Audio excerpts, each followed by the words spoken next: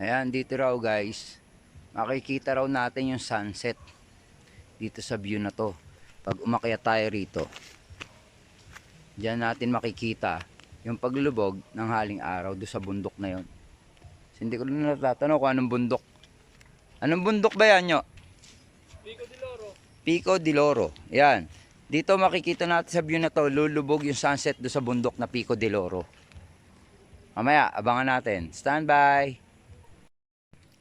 Alright guys, nandito ako sa Camp Mahogany. Ano to, Mount Mahogany camping site. Meron sila ritong area kung saan makikita mo yung sunset. Eto yan, no? Yan. So tingnan natin kung talagang makikita yung sunset. Ayan, pababaan na nga yung araw. Ayan, 6. Yun. 2 minutes before 6. Mga 2 minutes before 6, no? Ayan, no? Kaya makikita nyo, ito yung view kung saan makikita mo yung sunset. Ngayon, may upuan sila rito. Ayan, may upuan. Pwede ka umupo. Pwede mong saksihan yung paglubog ng araw dito. Grabe, oh. Ilang minuto na lang yan. Dito lang yan sa Indang, Cavite, Tambo Ilaya, Indang, Cavite. Kung gusto nyo pumunta rito, pwede ko kayong samahan. Pwede ko kayong i-guide papunta rito and then prepare kayo ng tent. Kung wala kayong tent, meron naman silang pinapaarkila rito, murang-mura lang. So, ano lang, trekking, hiking, babat taas, papunta ron sa river nila, sa ilog, kung saan pwede ka mag-swimming.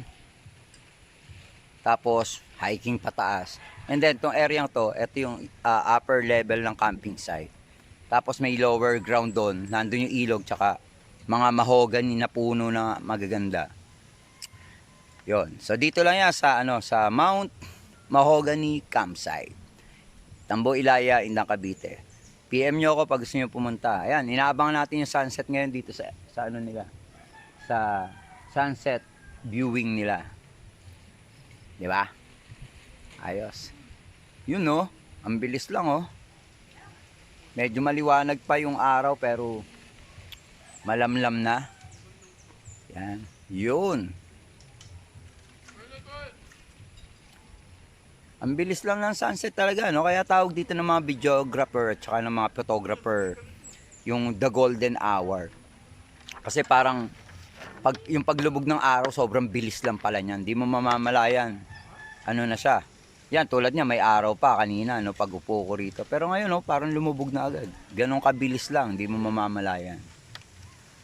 Ayan yung sunset. O, pwede ka umupo. Dalawa yung upuan niyan. At abangan ang paglubog ng araw. Alright.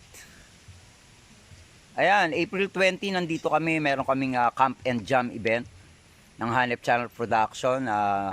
Acoustic jam, acoustic session. So, yun. Sa mga gustong pumunta, pwede naman kayo pumunta. Sa mga gustong tumugtog, pwede rin tumugtog. Mag-PM lang sa amin, sa page namin.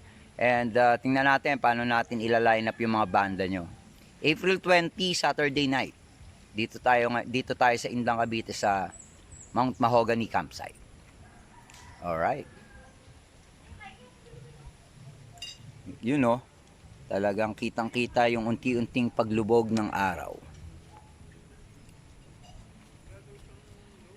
Ayan. Iba talaga pagka medyo nakaka-banding ka sa nature, parang nare-refresh yung katawan natin kasi nature din tayo.